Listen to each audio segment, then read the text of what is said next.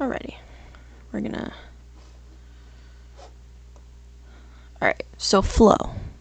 By me. Yay. So what is flow? Flow is...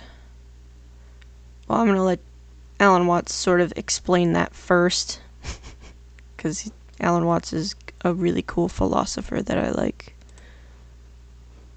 Wu means none or not, no, negation. Wei has a combination of meanings. It can mean action, making, but the best translation I have found for it is forcing. And so Wu Wei is the principle of not forcing in anything that you do. Now we know when we watch any performance of an artist, be it a dancer or an actor or a musician, we know immediately when the performance is forced. And we say it doesn't ring true, it's too artificial, it doesn't seem to be natural. Many people who study the Taoist doctrines think that Wu Wei means do nothing, in the sense of laissez-faire, be lazy, always be passive. It doesn't mean that. There is a time for action. When you study judo, you use muscle only at the right moment. When your opponent is hopelessly overextended and off balance, and you add a little muscle to it and you throw him across the room. But only then. You never use muscle at the wrong moment. For as Shakespeare knew perfectly well, there is a tide in the affairs of men which, taken at its flood, leads on to fortune. And so Wu Wei is based on knowledge of the tide, the drift of things. Get with it. Wu Wei is the art of sailing rather than the art of rowing. So, one of the most famous sayings in the Lao Tzu book is superior virtue has no intention to be virtuous, and thus is virtue. Inferior virtue cannot let go of virtuosity, and thus is not virtue. So one could also say, the real Wu Wei is not intentionally Wu Wei, and so is Wu Wei. But inferior Wu Wei so tries to be Wu Wei that it isn't. So essentially, Alan Watts is talking about the art of not forcing or not trying, and that in itself is flow, because like he said, like, you can tell the difference. Like, I can tell the difference between somebody who's in their head too much when they're performing, as opposed to someone who's just completely in what they're doing, regardless of what medium it is. Like, you can even tell when somebody's feeling like that when they're just reading a book. Like, are you actually reading the book, or are you thinking about what somebody said to you earlier today, and you're gonna have to read this whole paragraph over again like 30 times, you know? Because it's like that difference between trying and not trying, which is flow. You know, you just completely engulf yourself into whatever you're doing, and having patience and timeliness with everything. Mindfulness important. But yeah, so blah, blah, blah, blah, too fast. Okay. So flow is the state of complete absorption in an intrinsically rewarding activity. So there's something that I like, right? And it's like, I have this feeling within myself to want to do that thing, and intrinsically meaning like, yeah, like it's within myself. So I'm not doing this to make my grandparents proud. I'm not doing this to make my parents proud. I'm not doing this because I want my friends to think I'm cool.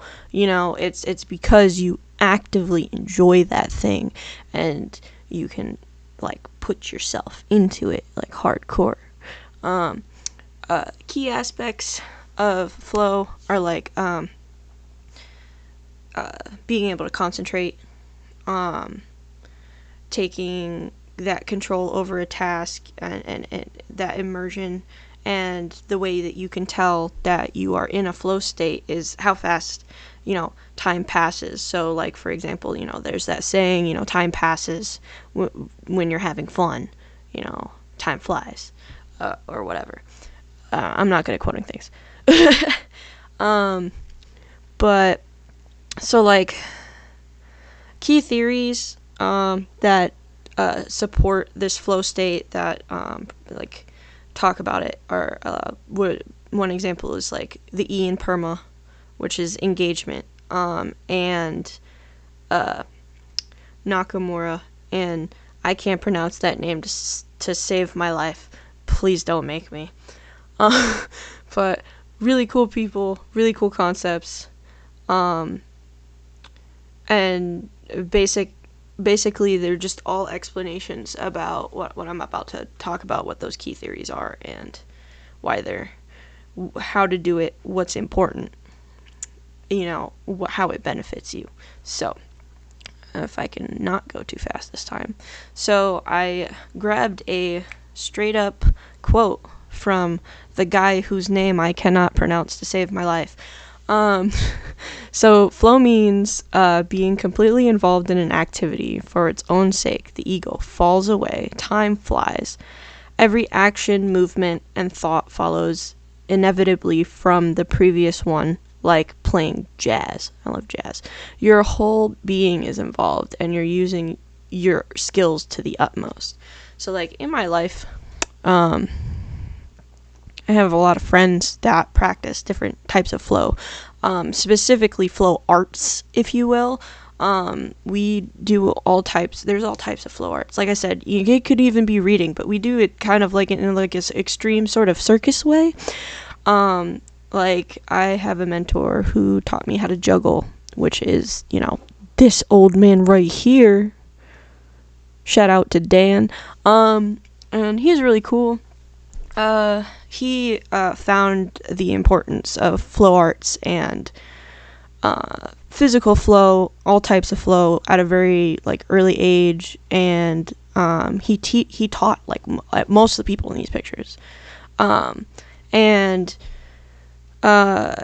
through it he has become the coolest person, one of the coolest people I've ever met in my life. He literally is like, we were on Ripley's Believe It or Not. I was in the video. It was so cool. He's a neurosurgeon, a race car driver. He does circus and spins fire. Like, he has really incorporated flow into his life so hardcore that it has made him one of the most interesting, successful people in the world.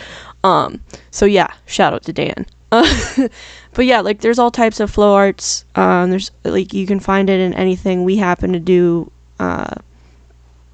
like this is aerial arts is a type of flow. This full body immersion, you have to have that focus. Otherwise, in terms of this, you're going to burn yourself.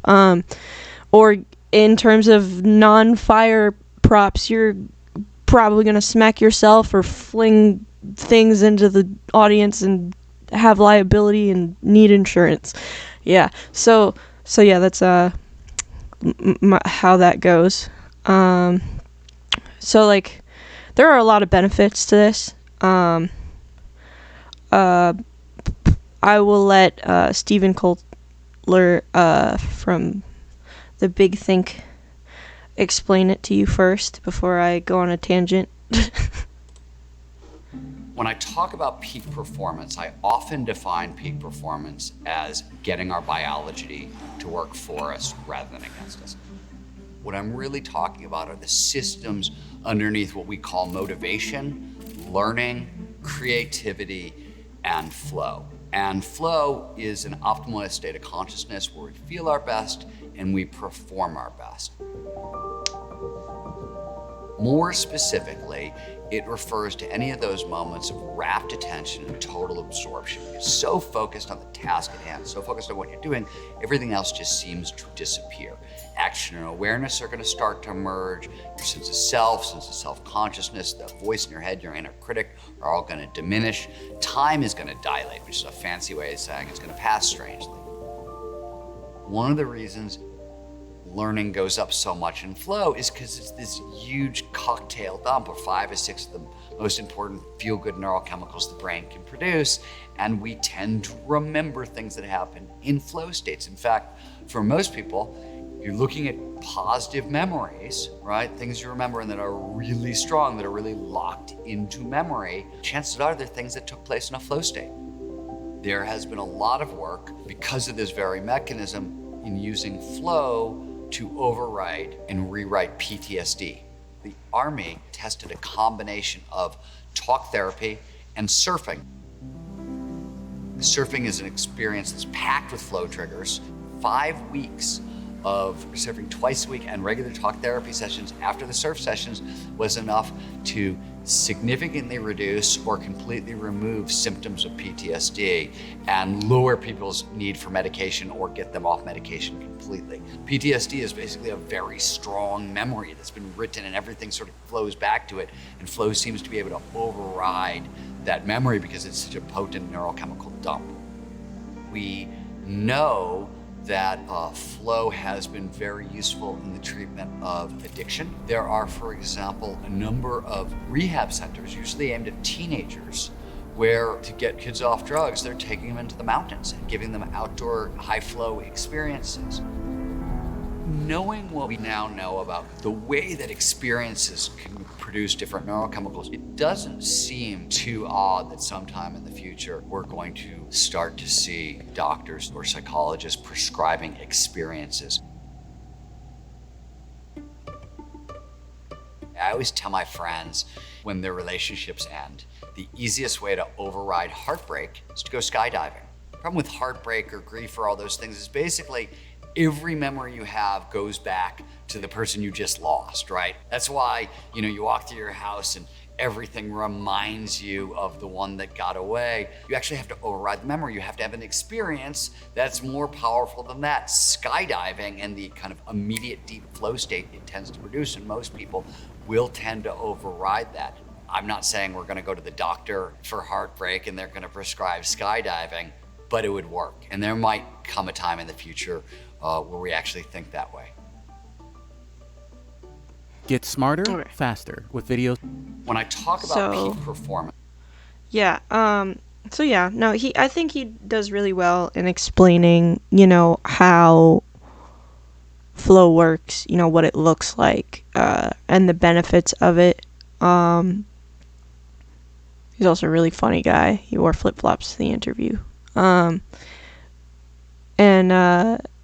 He kind of just goes over everything that I personally feel about it.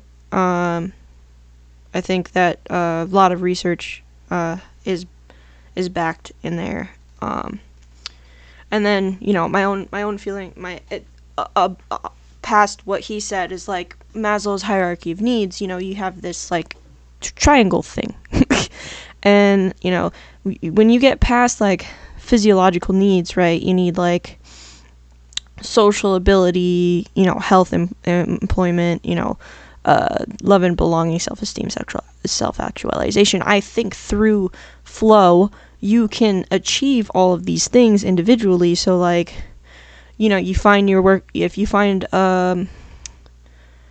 like, how do you keep, food, water, shelter, clothing? There's some people that find it in terms of having like a job. You find your workflow, and like that is a literal term. You find workflow, and you go to work, you immerse yourself in it. Whether you're a freaking busboy and you do dishes, you're doing dishes for hours, and whatever, you're just doing that thing. You don't have to not think. Like I hate when people are like, oh, when you find your flow state, you're just not thinking. I mean, yeah, you can be thinking about stuff, you know, it's how are you expressing that feeling? You know, I find a flow state sometimes when I work doing dishes, like, where I'm just in a state of existence in the present moment. Like, yeah, I can, you know, ground myself sometimes if my thoughts go negative when I'm doing that. Like, you know, how many things do you hear? You know, how many dishes are there in the sink? But, like, past that, you know, there's also people that do flow to get food. Like, you know, you have people that do a lot of gardening,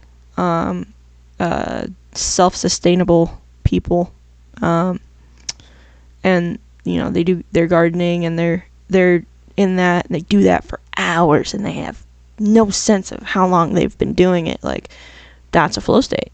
You know, it doesn't have to be, you know, a necessarily creative thing. It can be more practical, and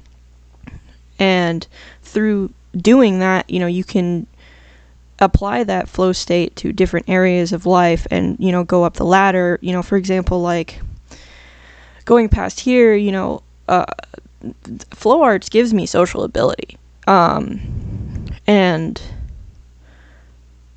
you know, being a DJ, being a fire spinner, doing all the things that I intrinsically I love doing, whether it's difficult for me or not, I've found community in that. I have become professional, and from that found a sense of self-esteem that I've never felt before, when you have, like, thousands of people in front of you, and they're all aggressively agreeing with you because it's dubstep. So, like, it's just a bunch of people nodding to the beat aggressively, and they're doing it at you. Like, it does create that. And then, you know, self-actualization, where, like, I know now, through sort of publicizing my flow states, that I can be and do so much more with what I love than I had previously thought. Because growing up, you know, there are a lot of people, I hope you don't know this, but most people do, that starving artist concept of, like, you know, you're never gonna be able to do what you love and have stability, or have a house, or have a family, because you're going to be, you know, involved in that, and it doesn't really make you money and whatever. But that's not even true. So life. And then there's also the concept of perma, where it applies, where I'm gonna show you I guess, because I forgot to embed this one, so we're just gonna, because they help us to feel positive. Engagement. What are the things that help you to lose track of time? In positive psychology and PERMA, flow describes a state of immersion in the present moment. When we are absorbed entirely in the present moment, we create momentum. And when we truly engage with our life and work, we can become absorbed. Our energy and focus can increase so that we can enter that flow state. Relationships. Okay, so like basically, even in PERMA, and PERMA is a huge concept on well-rounded well-being, where if you have a bunch of these, aspects of your life, if you have these things included in your life, then you will find well-being. And E is literally flow. Like, it is quite literally flow. So if you have this, and then you have, through this with this causes the rest of them, you find a flow state, something you like intrinsically, you find somebody else who also likes that thing intrinsically, you become friends because you have mutual interests. That creates relationships, that creates meaning in your life, and through that, that also creates achievement. Like, me and my friend, we did this cool thing together and I'm proud of it. Like, that is achievement, like, at its smallest form. but you know, it can get even bigger than that. Like I've you know, me doing my flow arts, eventually one day I ended up opening for Nero at a big old famous theater in Cleveland. Like I never imagined that happening, but it literally just started with me practicing this flow. Not everybody does it that way, but you know, there's different types of things you can do. You know, people that read a lot, you know, sometimes, you know, that flow becomes them being an English professor, like cool stuff like that. Example of this is my family. That's me. I don't know if you could tell. That's me. You know, this was us after a show we did. I believe I did 2 types of flow this day. I did fire spinning, and I also DJ'd a little bit, if I remember correctly. And then this day, pretty much same thing. All of these people practice flow in front of 10,000 people, I want to say. That night, really cool, really fun. You know, the sense of well-being, like, look how freaking happy we all are. Like, if that doesn't tell you that flow is important to well-being, I don't know what else will, man. Misunderstandings. Okay. I've noticed a lot of misunderstandings when it comes to flow, like, the whole happiness is not a set point thing. You know, you think, okay, well, everything peaks here. No, like, that positive upward spiral that they talk about in, like, Fredrickson's 2.0, like, finding the things, it doesn't even have to be one thing, it can be anything, like, that you're interested in, and immersing yourself into that. You know, other people recognize that, and when they're into it, same thing, you create a family. And there's, you know, you got to get past that creative stigma that they have, where it's like, you know, you can't, you're a snowflake, you can't be whatever you want to be. Yeah, you can. It's hard, you know, it's not going to be easy. There's a lot of turmoil. There's a lot of social aspects that are not fun, but there's also so much beauty to it. You know what I mean? Flow has to be, you know, this creative thing. No, it doesn't. It's, like I said, it can be reading. It can be, I don't know, binge watching so much Netflix. You know, you could just do that and get outside of yourself and immerse yourself in emotionally connecting with characters on an anime. Weird way to do flow. I do that. I'm sitting here empathizing with cartoon characters. That's a type of flow for me. It makes me happy. I think it's interesting. And it also, you know, me sort of breaking it down and looking at foreshadowing and stuff like that, and seeing if I can predict stuff and the psychology of characters, and can I figure out what their background is, and then, you know, that goes towards me being a psychologist. So stuff like that for some reason just works, and then, you know, they told you the reasons, but like I'm trying to explain them well too, but I really, it's really something that you have to find out for yourself. And the rest all just kind of like falls into place. So applying flow. I talked about this a lot already, but look, that's me. Like, I mean, just like looking at my face, I had no idea anybody was taking pictures of me at all. No, usually I'm not in any photos. But yeah, so there's me on the beach, doing this, and I don't know if you can tell, but these little shadows are like a crap ton of people, like all over. Like there's so many people there, and I have huge anxiety. Can barely talk in front of people a lot of the time, or just talk to people. Like, I seem very confident, I mask very well, but I can barely talk to my roommates. And but then I can do this flow in front of 10,000 people on a beach, like, and completely be out of self, where the only thing that I'm focused on, and the only thing that I'm doing in my head is physical movement. Like, probably the only things I'm really thinking about is don't burn yourself.